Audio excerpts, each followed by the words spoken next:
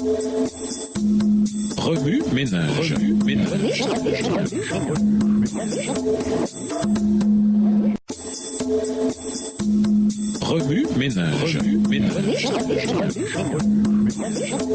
Bienvenue dans votre émission. Remue ménage. Nous voilà à la leçon de mercredi. Invité, la sagesse d'en haut. La Bible parle non seulement de deux types de crainte, mais aussi de deux types de sagesse. En faisant référence à la sagesse céleste, Jacques dit « Mais la sagesse d'en haut est pure, tout d'abord. Ensuite, elle est pacifique, douce et raisonnable. Elle est riche en bonté et en actions bonnes. Elle est sans parti pris et sans hypocrisie. » Jacques 3, le verset 17.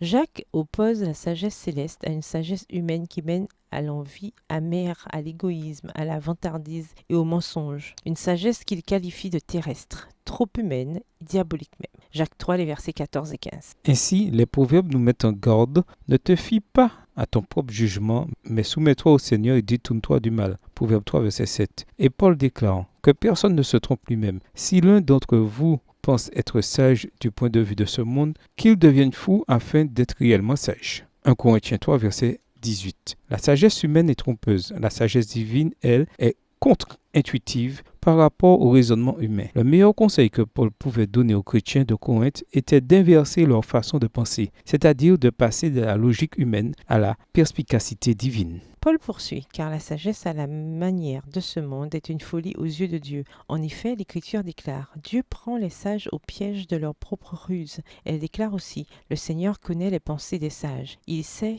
qu'elles ne valent rien. Ainsi, personne ne doit fonder sa fierté sur des hommes. 1 Corinthiens 3, les versets 19 à 21.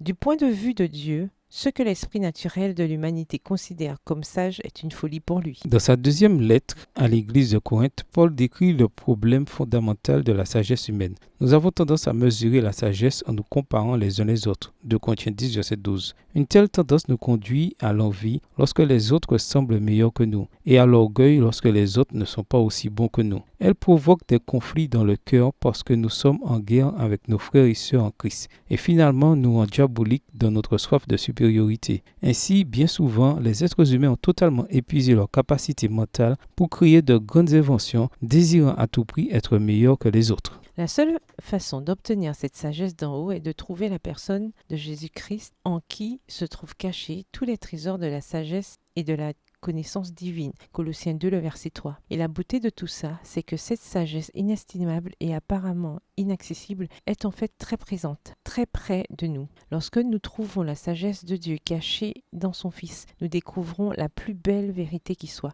La sagesse qui vient d'en haut met tout son cœur à savoir tout sur nous, ces enfants déchus et égoïstes. Que tu me connaisses à ce point est trop merveilleux pour moi et dépasse tout ce que je peux comprendre. Psaume 139, le verset 6. Remue ménage, où voyez-vous Jésus dans Job 28, versets 12 à 21? Comment savoir si l'on recherche la sagesse céleste ou la sagesse humaine? Que vous dit Jésus par ces textes? En quoi voyez-vous Jésus différemment ou le voyez-vous de nouveau? Comment réagissez-vous en voyant Jésus de cette manière? Au revoir. Et à demain si Dieu veut.